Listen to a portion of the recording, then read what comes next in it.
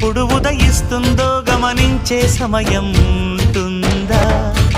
ప్రేమంటే ఏమంటే చెప్పేసి మాటుంటే ఆ మాటకి తెలిసేనా ప్రేమంటే?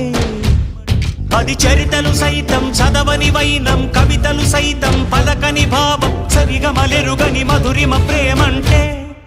దరిదాటి ఉరకలు వేసే ఏ నదికైనా తెలిసిందా తనలో ఈ ఉరవడి పెంచిన తొలిచిన కేదంటే?